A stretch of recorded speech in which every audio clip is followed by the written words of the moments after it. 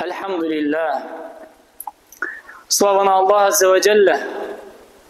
Слава на Аллах Субханаху wa Ta'ala. Всемилостивия, милосърдния. Слава на Аллах, който е най-великия. Слава на Него, който е един единствен, няма равен Нему. Слава на Аллах, този, който признаваме Неговото съществуване. Слава на Аллах, Господаря на всички творения, Създателя на съдния ден, Яумул Кияме. Слава на Аллах, този, който дари Неговите раби с истински здрави сърца и справдиви езици, грижайки се за Неговата религия Ислям. Слава на Аллах, този, който ни напътства и дава напътствието. Слава на Аллах, Господаря на световете. Алхамдулилlah. Нека Аллах да благослови и приветства Мухаммад салаллаху алейхи ва саллям, пратеникът, който е изпратен като милост за всички творения. Пратеникът, за който казват учените, че когато Аллах иска добро за своя раб, той облегчава езика му да дава салават и да го споменава, да казва салаллаху алейхи ва саллям.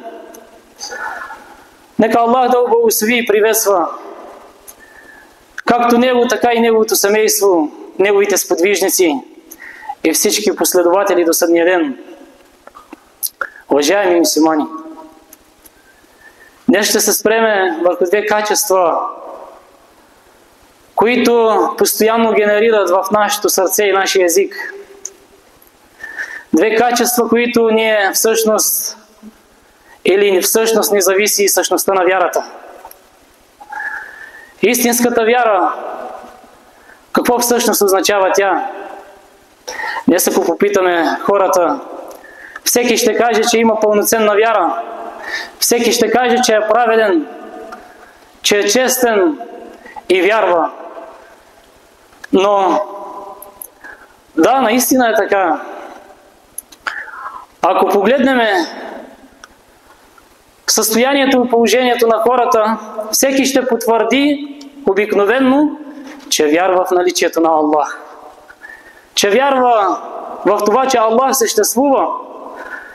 Че вярва, че Той е Създателя и има висша сила в тази вселена.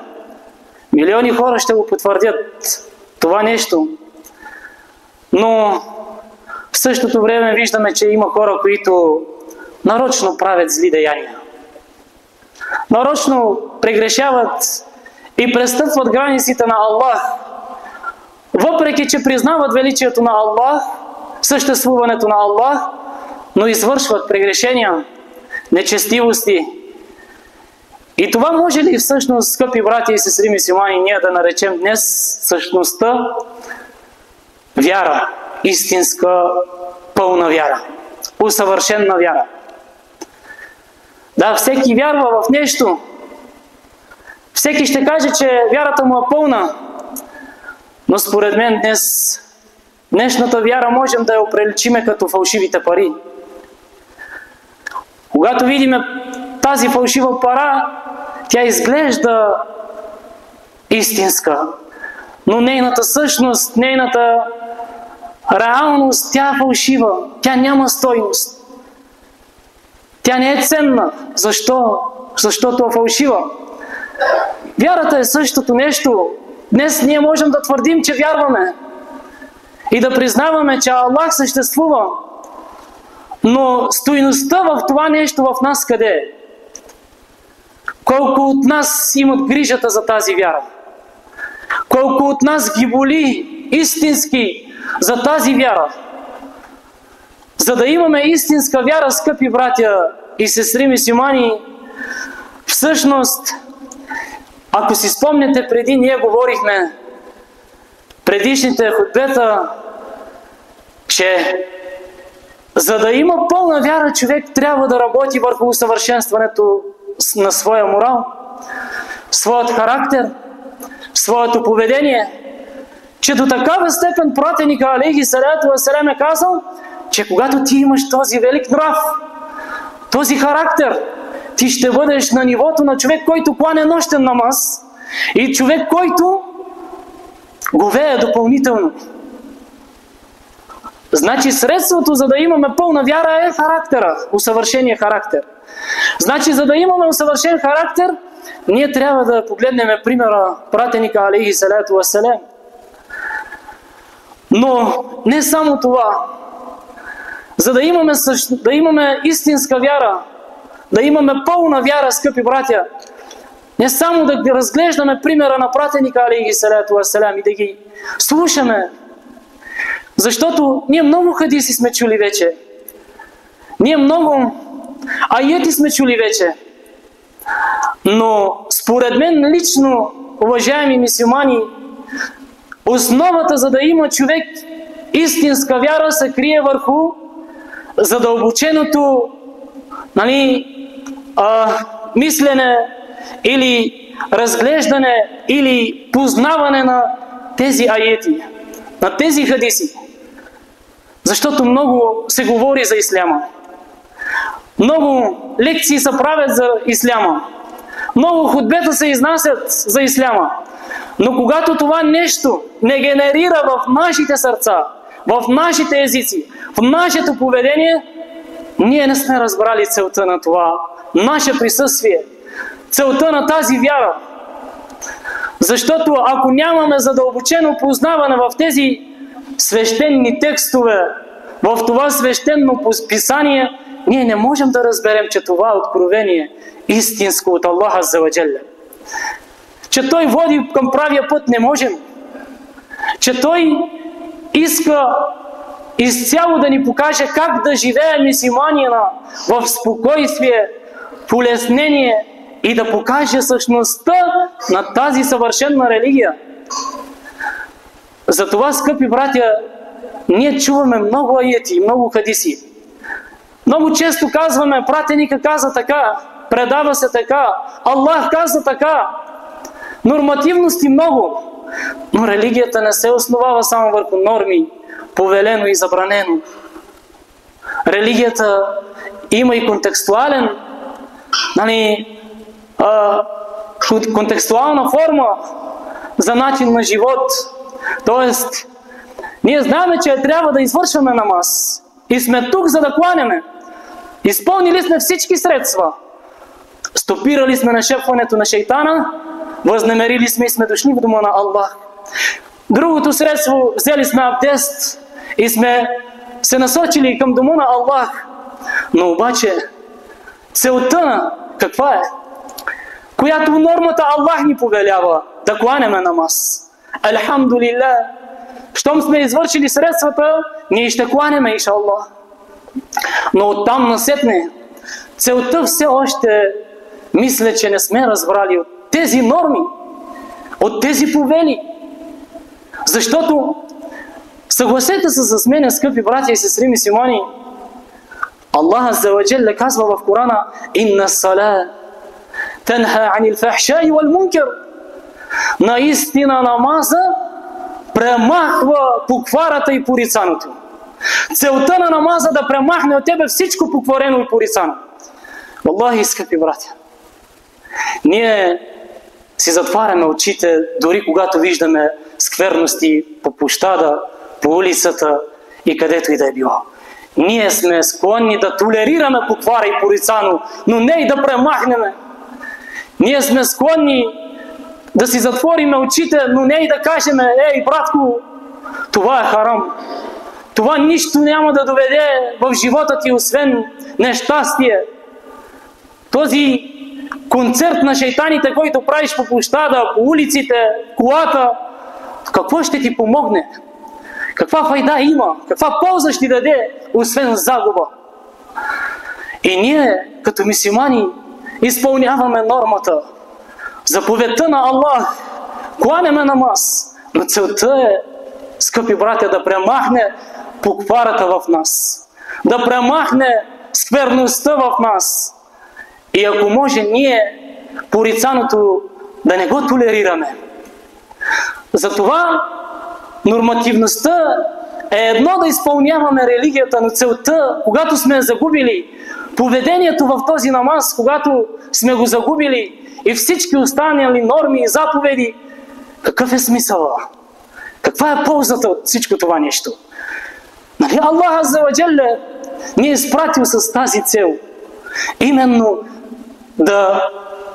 тези ибадети да не са само обредни, да не са само ритуални, да не са само традиционни, а именно да рефлектират върху нашето сърце и нашият език. Затова казах, че две качества важни трябва ние да работим, скъпи братя и сестри мюсюлмани. Именно нашето сърце и нашият език. Какъв подход са имали тези невероятни хора? Селеф ес-салих, сахабите на пратеника алейхи салату вассалам, праведните предшественици. Какъв подход са имали, когато са се срещали да си обменят информация и раздавали подаръци? Под формата на информация и казвали: искаш ли да ти подаря един хадис? Ние днес, като чуваме думата подарък, какво си представяме? Нещо уникално, нещо затворено, нещо, което ще ни впечатли, нещо, което ще е хубаво, а не нещо съкровено. Представете ли? Днес, Аллахи, Субханаллах, колко хадиси се разпространяват в социалните мрежи, колко аети се говорят. Няма стойност. Защото няма откровение в това нещо, което се споделя. Защото той се експлоатира. Лесно е, копира и го, постави го. Той няма труд, той няма усилие, той няма работа, той няма искреност. И затова няма откровение, няма разбиране. Не се намира съкровеното в него. Така и Корана, така и намаза, така и каквото всичко останало да е било. Ние не гледаме същността на вярата да бъде задълбочено познаване на тези велики послания, тези велики аети, тези хадиси, които хората са ги ценяли до такава степен, че са ги считали за подарък и са си разменали подаръци под формата на хадисите на пратеника алейхи салату вассалам. И затова един от тези хадиси, който се споменава, напомняйки за себе си най-напред, така и за вас, пратеника алейхи салату вассалам веднъж казал на хората: ин кунтум тухиббуна ан юхиббукум Аллах ва расулу, ако искате Аллах да ви обича и неговия пратеник да ви обича, фахафизу аля салати хисали, устремете се да запазите 4 качества във вас. 3 качества всъщност. Опитайте се, направете или всичко възможно да запазите 3 вида качества. Първото е сидкул хадис, правдивото говорене, честното говорене. Езика, за да изрази нещо сред обществото, той трябва първо това нещо да е повлияло в сърцето и тогава езика да го изрази. Затова първото нещо, ако си спомняте хадиса, който питали пратеника алейхи салату вассалам, и кой е този най-добрият човек измежду хората пред Аллах? Казват: който има здрав език, здраво сърце и искрен език, праведен език. Ние знаем, че какво е искреният език. Всеки ти говори искрено, всеки може да те омае, да те заблуди. Знаеме. Но обаче да имаш здраво сърце, как да разбереме какво означава? Пратеника им казва: здраво сърце е сърце, което богобоязливо, се страхува от Аллах, което не посяга към хората, с лоши намерения. Няма посегателство в това сърце. Няма злоба, няма завист, няма омраза, няма скверност. Това е здравото сърце. И когато ти нямаш тези качества в твоето сърце, естествено, че езикът ще бъде правдив. И затова, когато ти бъде правдив, езикът ти ще бъдеш от хората, които Аллах обича и Неговия пратеник Мухаммад алейхи салату вассалам. Правдив език второто. Аманато, адаул амана. Тоест, поклонението или подчинението на повереното. И един вид ние да запазим всичко това, което ни е поверил Аллах азза ва джалле. Подчинение на повереното. Каква по-голяма повереност, какъв по-голям иманет, както казваме ние, имаме от нашата религия. Как да я съхраним, как да я запазим? Не трябва ли да правим всичко възможно да покажем грижа към тази религия, за да я запазим? Ма днеска за каква грижа говорим, за каква религия? Ти си решил да пуснеш детето ти на училище с забратка, те знаят какво ти казват мюсюлманите днес. Те ще я усмиват, те ще се подиграват. Представете ли си за какво повереност говорим, за каква религия и за каква вяра? Вие сами си представете, скъпи братя, да видим нашата вяра. Хората, които имаме дъщери и хората, които ходят дъщерите им на училище, по какъв начин подхождаме към тях и ако ги пуснем с забратки на училище, да видим вярата каква ни е, колко е истинска. И не само това, за да ни обича Аллах и пратеника, третото качество е именно хуснул дживар, да имаме добро отношение към ближния, към хората, към съседите. Тук, за да получиш, представете ли си, обичта на Аллах и на пратеника, в Корана Аллах го потвърждава. Вие ако обичате Аллах и пратеника, последвайте пратеника, тогава и Аллах ще ви заобича. И тогава, когато Аллах ви заобича, тогава ще получите опрощението на Аллах. Колко пъти ние молим Аллах да ни опрости, да ни напъти, да ни помогне, да ни избави от някакво бедствие, и не става на момента.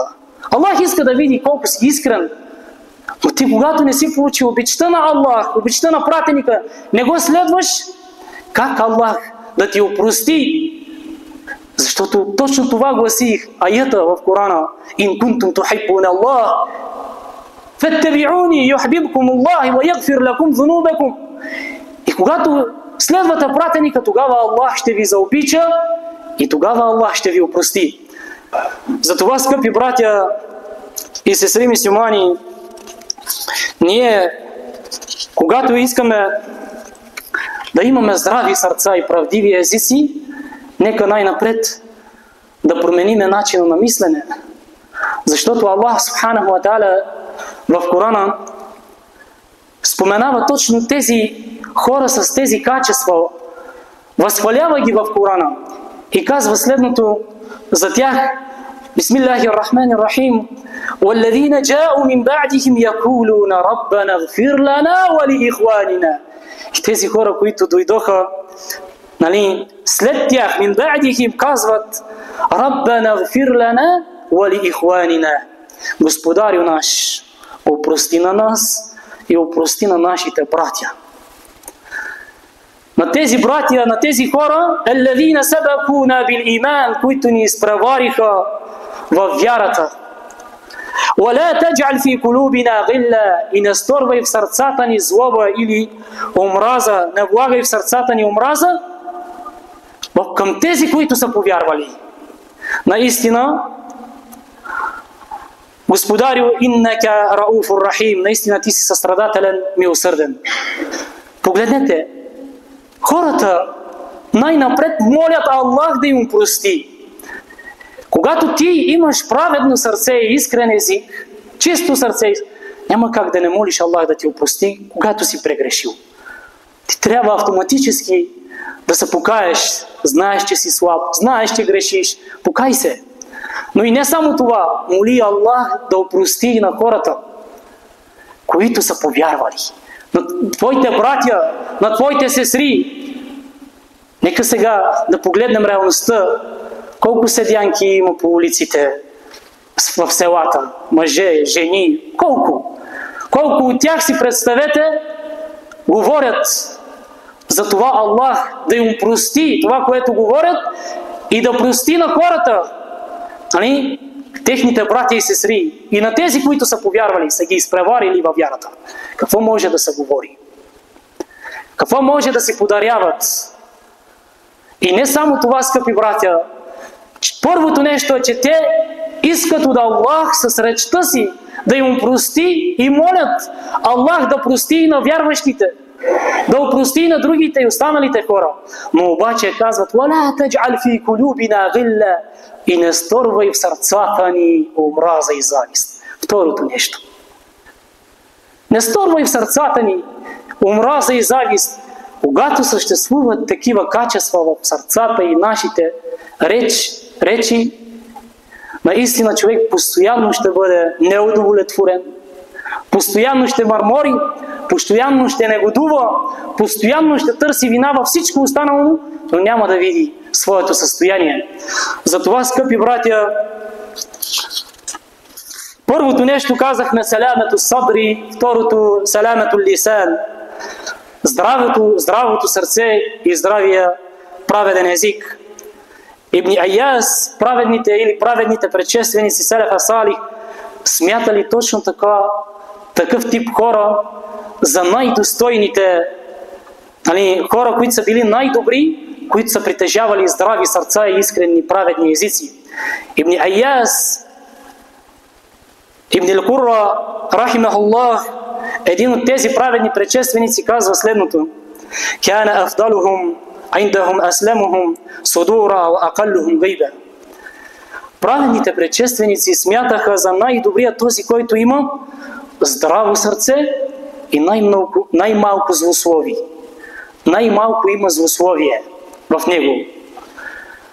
Смятаха този, който има най-здраво сърце, за праведен и който най-малко злословие. Вижте Суфиян ибн Динар. Разказва веднъж, вика при Абу Дуджане, Абу Бешир, т.е. който е бил близък на Али радиаллаху анху. И вика, когато бях и го попитах: "Разкажи ми", вика, "за миналото, разкажи ми", вика, "за поведението или за онези хора, които са живели преди нас, какви са били техните дела, как са живели, какво са правили." Тогава Абу Бешир казва: "Кана я'малуна ясира ва ю'джаруна каthира." Те правеха, вика, малко, но печелиха много. Спечелваха, вика, много. Сега ние не можем да разберем, или понякога сме толкова ограничени в представите, че и в малкото има повече берекет, отколкото в многото. Понякога ние се заблуждаваме, че когато вземем много пари, когато искаме много, купиме много, ние ще спечелим много. Ма когато няма чистосърдечност в това, което го искаш, чисто намерение, и мислите ти не са ползотворни, за да го използваш за добро, естествено, че няма да получиш много. Нито на дунята, нито на ахирета. Затова, знаете ли какво пита след това Суфиян ибн Динар? И защо така? Как така? Правеха малко, получиха много. Тогава той отговорил: "Ли саламати судурихим", заради здравите сърца, които те имаха. Непоклатимите сърца, които те имаха. Наистина, субханаллах, вижте, понякога трябва човек да се връща и да погледне тези праведни предшественици, дори нашите предци. Как са живели? Как ги е докарало да разберат и те за исляма? Но обаче са живели, може би с по-малко, но обаче в същото време са имали удовлетворение и това водило до тяхното спокойствие. Днес колкото повече човек е недоволен, толкова повече е притеснен. Винаги има нещо, което човек да се оплаче. Но когато си доволен, когато си удовлетворен, наистина ти си спокоен. Но когато не си доволен, ти си притеснен, ти си неспокоен. Затова, може би, за да имаме здрави сърца и да бъдем правдиви в езиците, нека да кажем Алхамдулилlah, да бъдем доволни, да бъдем благодарни, да бъдем любезни, да бъдем сърдечни към хората. И тогава може би ще усетиме и сладостта и в намаза, и в всеки един ибадет. Тогава може би ще разбереме целта на всички тези норми. Затова, скъпи братя и сестри мюсюлмани, плодовете на здравото сърце и искрения език, погледнете случая с Зейд бин Аслам, който разказва, че хората, когато дойдоха при Абу Дуджане, сподвижник на пратеника, алейхи салату вассалам, когато дойдоха при него и той беше на предсмъртно легло, но обаче лицето му сияеше, и попитаха каква е причината лицето му да свети така, да сияе. Тогава, знаете ли той какво отговори? Каза: на делата си не разчитам. На делата си не се надявам, но нищо повече, освен само в две неща се надявам. И кои са тези две неща? Казва: кунту ла атакалламу фима ла я'нини. Не говорех неща, които не ме засягат, които са безполезни. Не говорех за неща, които не ме засягат, които са безполезни. И второто нещо казва: вал-ухра фақат кана qalbi лил-муслимина салима. И другото е, вика, сърцето ми беше наистина чисто, здраво към мюсюлманите. Имах добри помисли. Сега аз стигам до извода, скъпи братя и сестри мюсюлмани, че ние, въпреки че сме мюсюлмани и се стремиме да изпълняваме тази велика религия, много често приемаме нещата буквално или повърхностно. Казала пратеника: така ще правим. Казала Аллах: така ще правим. Казала пратеника да даваме селям. Отиваме, който срещнем всичките: селямун алейкум, селямун алейкум, селямун алейкум. Той може да не знае и да отговори на селяма. Казала пратеника: трябва да даваме селям и ще даваме селям. Но така ли е всъщност? Точно това ли се има предвид? Той не знае какво означава селям. Суфиян ибн Уейна: атадруна ма селям. Знаете ли вика какво означава селям? Селям означава да бъдеш в сигурни ръце и аз ти гарантирам, че няма ти навредя. Няма да говоря с гърба ти. Няма да ти преча и няма да се бъркам в твоите неща. Ла атакаллам фима я'нини. Не ще говоря в това, което не ме засяга. Ще имам здраво сърце към братята ми. Аз ще дам селям. Аз не знам какво е селям. Но в същото време ти ми даваш селям. И говориш зад гърба ми. Презираш ме, угнетяваш ме. Всичко мръсно го правиш, но ти трябва да даваш селям. По-добре ми кажи здравей и здрасти, отколкото да ми дадеш селям. Защото когато човекът ти даде здравей и здрасти, добър ден, този човек в същото време ти се усмихва. Този човек в същото време може да разчиташ на него. Този човек, без да си му казал селям какво означава, той го живее. А другия търчи да дава селям. Той не знае какво е селям. Той не го живее този селям. Затова казвам, скъпи братя, понякога приемаме тези нормативни текстове повърхностно. И затова същността на истинската вяра е именно задълбочаване в познанието на тези велики писания. Именно Корана и сунната на пратеника алейхи салату вассалам. Контекстуално пратеника алейхи салату вассалам не казали на сподвижник, който е сляп, е лишено зрението. Не му ли каза: фа'аджиб? Той го пита: о пратенико на Аллах, аз съм сляп, би ли ми позволил? Може ли? Позволено ли е да кланям вкъщи намаз, тъй като съм сляп? Да, ама пратеника вижда състоянието му. Той е сляп, но обаче извършва дейности колкото или като хората, които са зрящи. И му е казал: откликни, фа'аджиб, Идвай в джамията да кланеш с джамат. Откликни, защото ти си здрав, силен и си в състояние да го направиш, защото вършиш много неща. Но обаче на другия сподвижник какво е казал? Същата история. Не отивай, защото ти си слаб, уязвим и не си в състояние. Ето контекстуално за самото събитие, самото положение. Ние много хадиси и ети можем да се споделят, но истинската вяра трябва да мине през там, когато погледнем задълбочено тези велики послания и да познаваме Аллах, познаваме учението на Аллах, неговите норми, неговите повели, неговите забрани. Да седнем и да отделяме време за това нещо. Затова и Аллах Азза ва Джалля казва, че спасен ще бъде този, илля мен ата Аллах би калбин салим. Освен този, който дойде при Аллах с здраво сърце. Затова моля Аллах Субханаху ва Та'аля, скъпи братя и сестри мюсюлмани, Аллах да ни укрепи в тази вяра. Аллах да ни удостои мюсюлмани с здрави сърца и с правдиви езици. Аллах да ни стори хора, които да бъдем за пример, хора, които да предоставяме спокойствие и възможност на среща на останалите хора.